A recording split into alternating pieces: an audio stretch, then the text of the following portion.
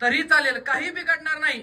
संत तुम्हाला म्हणतच नाही, तुम्ही मला संत म्हणा, तुम्ही संतांना भोंदू म्हणा तरी चालेल. पण पहा, तुम्ही भोंदूला जर संत म्हणताना तर तुमच्या जीवनाचं वाटलं झाल्याशिवाय राहणार नाही. विठाला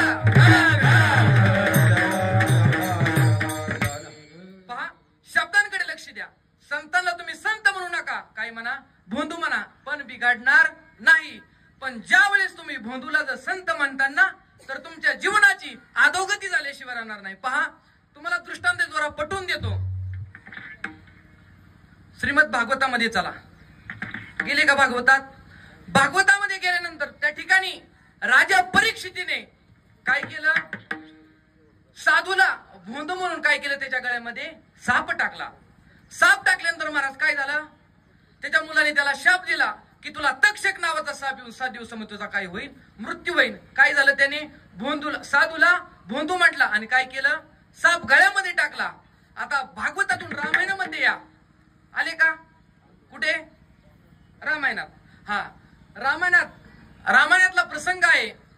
ज्यावेळेस सीतामातेने भोंदूला साधू म्हटली, ज्यावेळेस रावण साधूचा रूप घेऊन आलता, कशा करता? सीतेचं हरण करण्याकरता आला होता.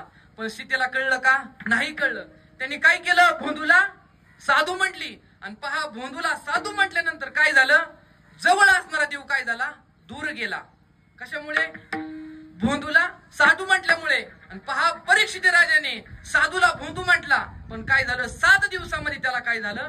भगवान परमात्म्याची प्राप्ती झाली. आपला मुद्दा इथे आहे काय? की तुम्ही साधूला भोंदू म्हणा, काही बिघडत नाही, राजा परीक्षितीसारखा आपला उद्धार होईल.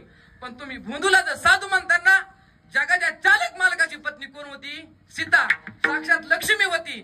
तिला सुद्धा भोंदू म्हणला, साधू मधला फरक कळला नाही. भोंदूला साधू म्हटली आणि काय झालं? जवळ असणारा भगवान परमात्मा काय झाला? दूर गेला. त्याच्यामुळे काय करा? साधूच्या काही होणार, साधूच्या संगतीमध्ये जा. साधूच्या संगती